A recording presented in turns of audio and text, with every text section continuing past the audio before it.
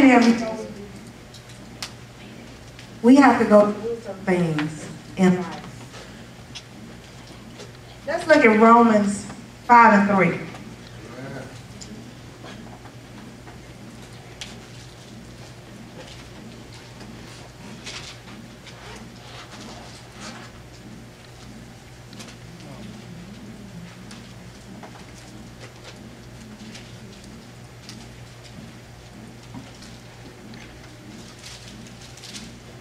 Romans 5 and 3.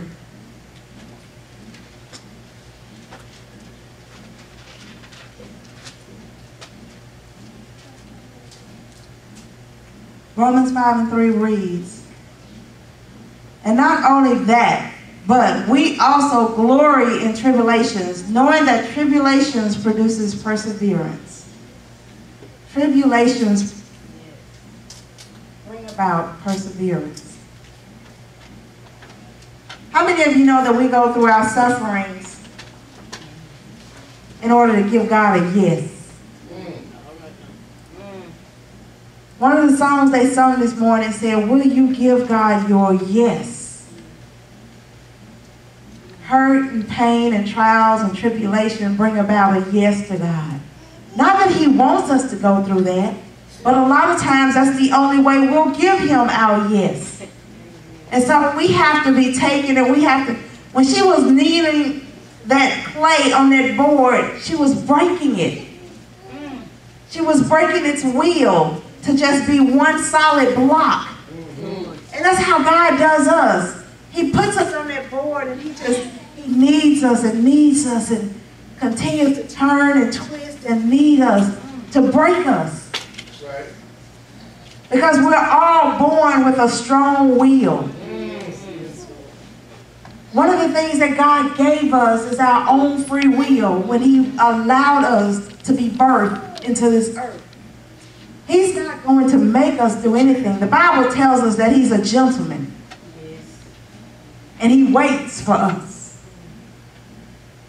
So in his waiting, he's allowing us to be broken.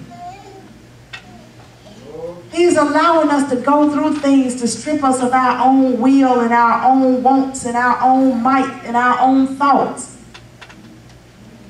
That's how much he loves us. He loves us enough to allow us to go through things in life and make up our own decision. That yes, I'm coming to you, Lord, and I'm going to give you my yes. When she's needing it also to remove the air pockets that come in being blocked off. And I looked up the definition of air pockets. Now, who would have thought two different words would be one word in the definition? Okay. You did, Mike.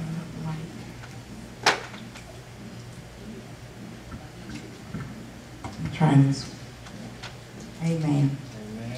The definition for air pocket: a cavity containing air, a region of low pressure causing an aircraft to lose altitude suddenly. A region of low pressure. If we've got air pockets inside of us that's going to cause us to lose altitude real fast, guess what? God said, you can't have it. That's got to be part of that stuff that we get out of there. So let me knead you a little bit more. Let me twist you and turn you and press you a little bit more, because anything in our life that's going to make us lose altitude once he's begin to raise us up, it's got to go.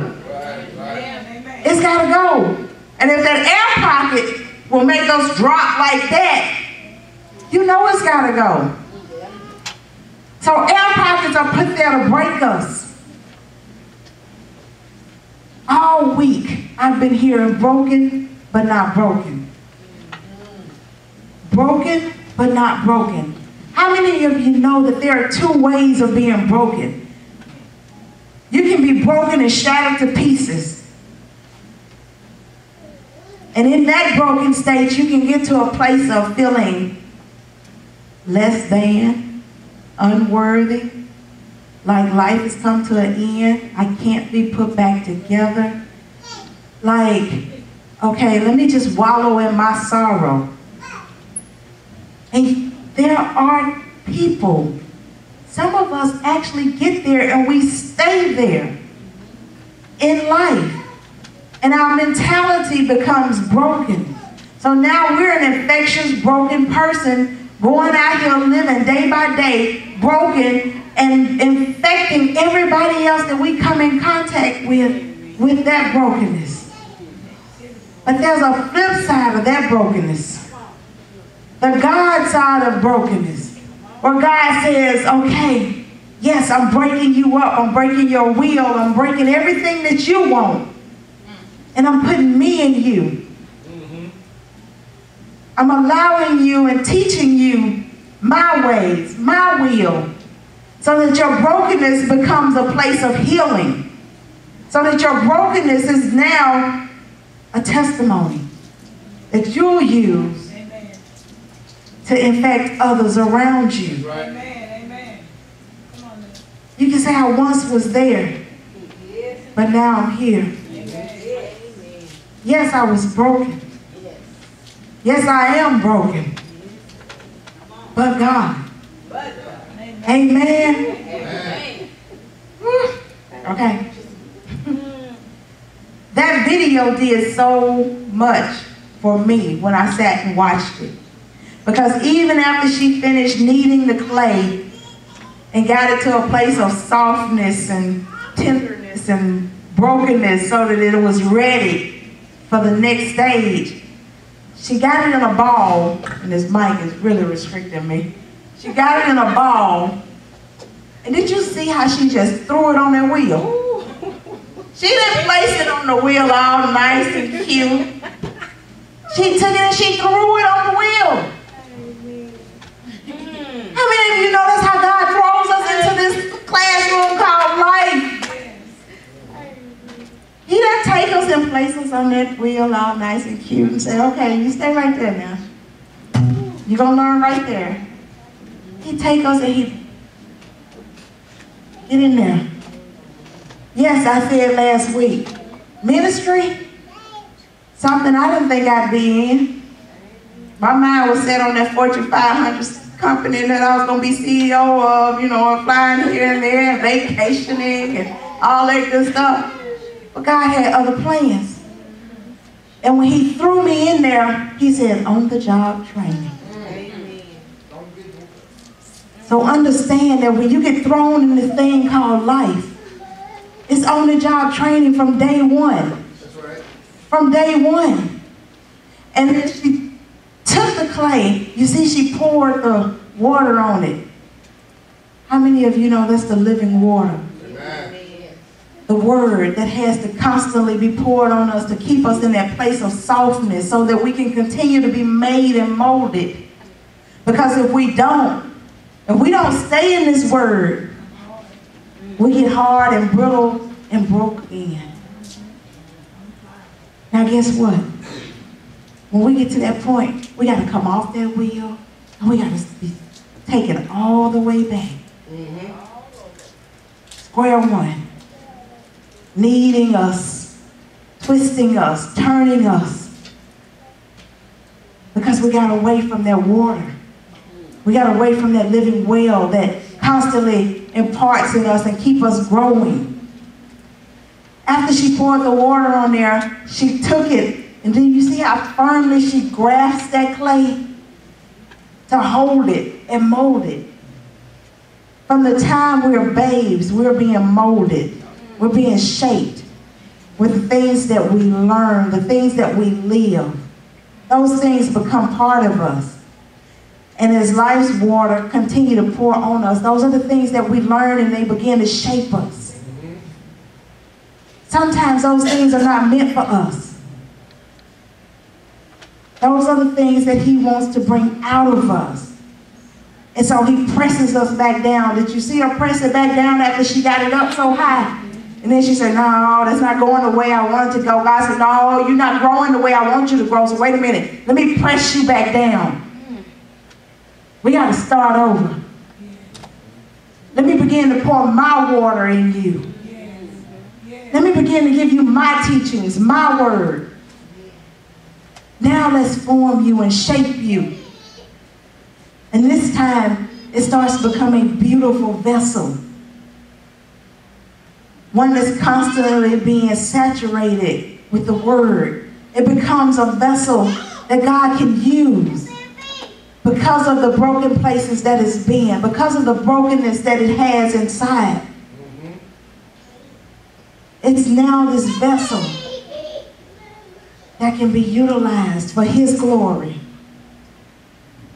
Now, once the pot is shaped, and the potter says, yes, this is near perfection. This is good. You see, she took the string and she removed it from the wheel. And what did she do with it? She went and took it and placed it on the shelf. That's that place where we get in God and we think we got it going on. I know this stuff. You know, I've learned, I've sat for a little while and I've got my teachings and I've learned. I got this. Now I can go out here and I can do what I want to do. That is a lot of times a place where we end up having to go back to the wheel.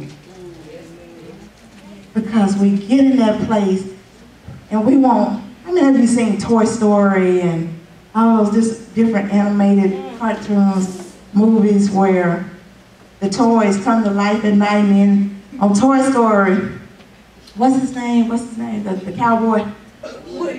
Woody. Woody just he knew everything.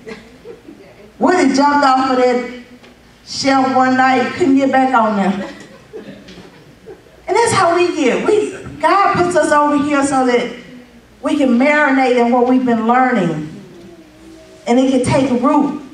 And we can become hard in the knowing that we know what He's taught us. But we get happy and we say, oh, I got this. I can move on. It's time for me to go to another church. My season right there is up. I'm beyond them. Let me go. And we jump off of that bookshelf that He's so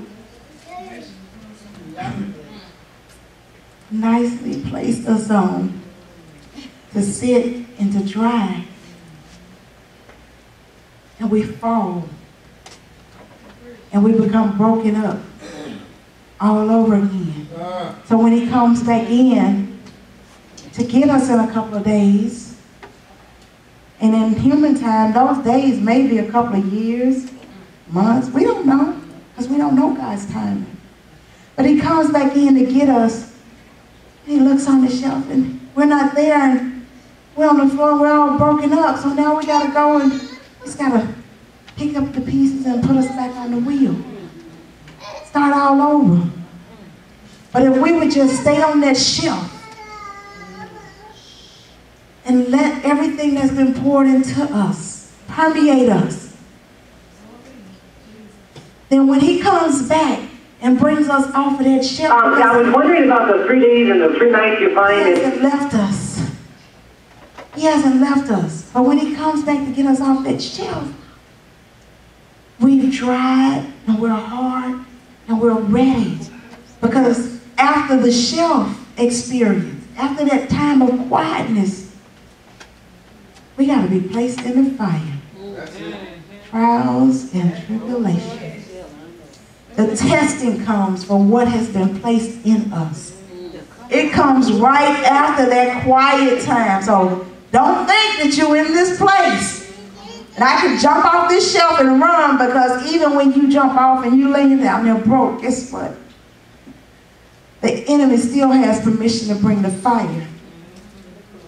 So now he's bringing the fire in. And it's not even your time yet. It's not your time yet. So the Lord didn't come to take you off of that shelf because it's not your time yet. But you jumped and gave the enemy permission to come ahead of God. Just like I got ahead of God. So now I've given the enemy permission to come ahead of God. Because he's asked God for permission to meet me at the fire.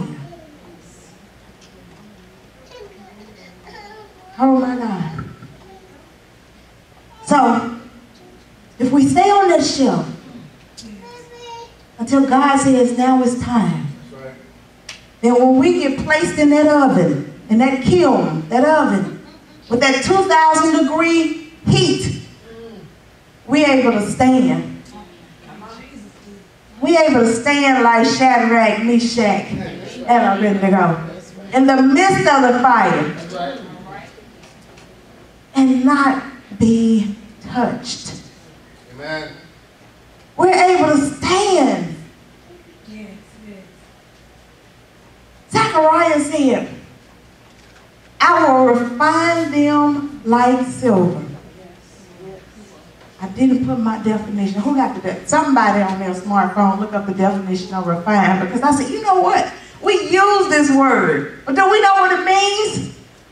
Do we know what the word refine means? So I looked it up and I said, okay, you're going to refine us like silver.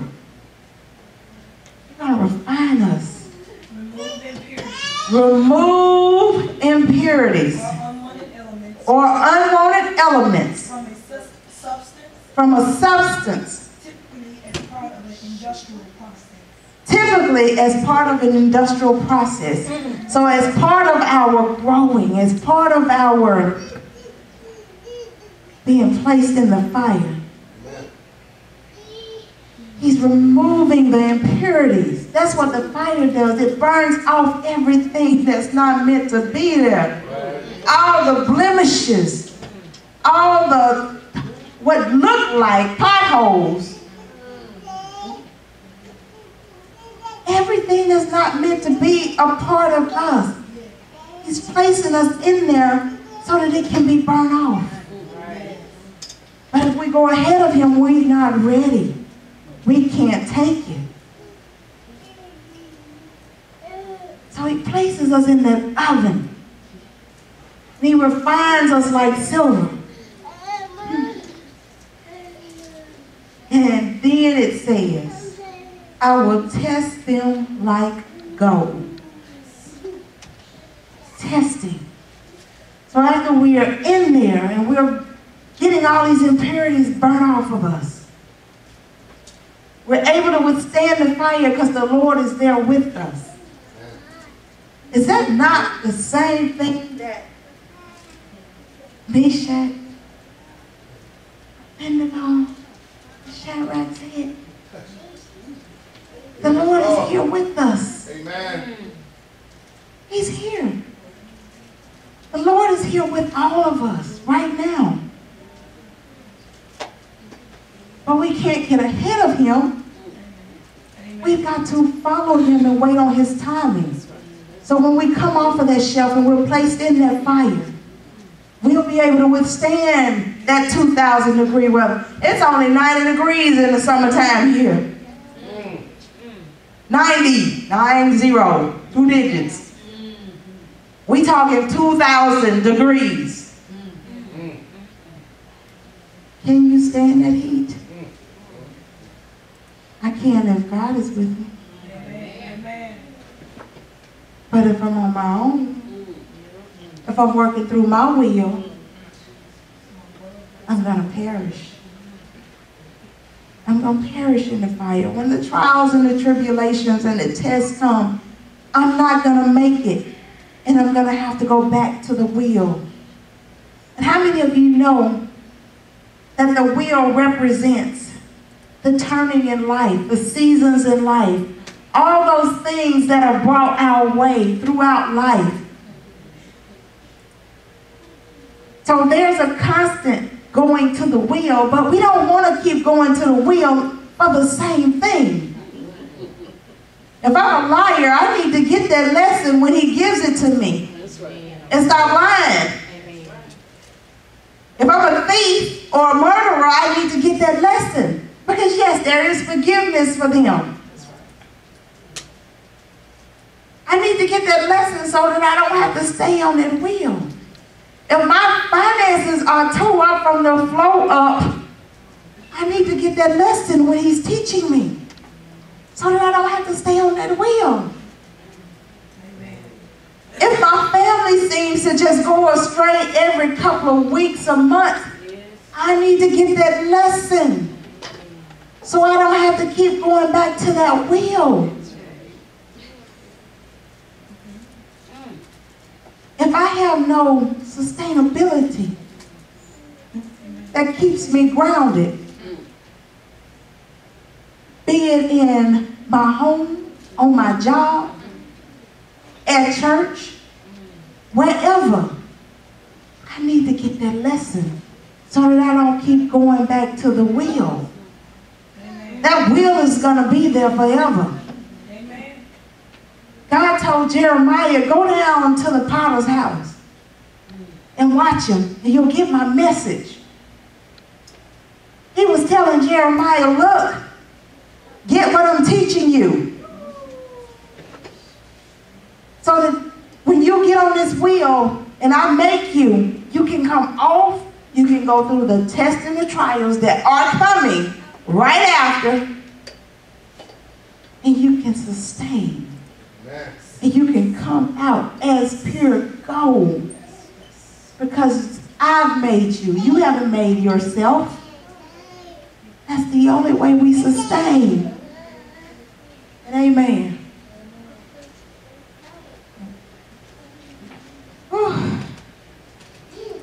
God wants us in that place of brokenness. He does. Amen. He does. He wants us in a place of brokenness.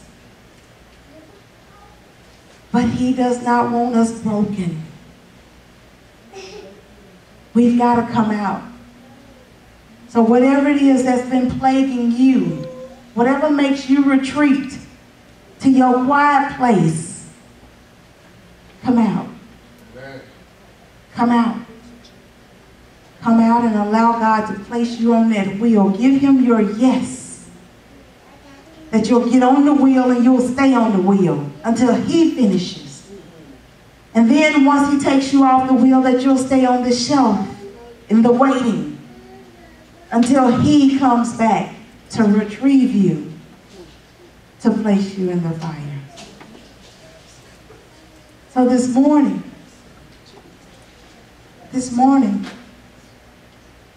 we're finished as far as receiving the word. Amen. Because that's all he's spoken all week. Broken, but not broken. We've got to learn how to be in this world, but not of this world.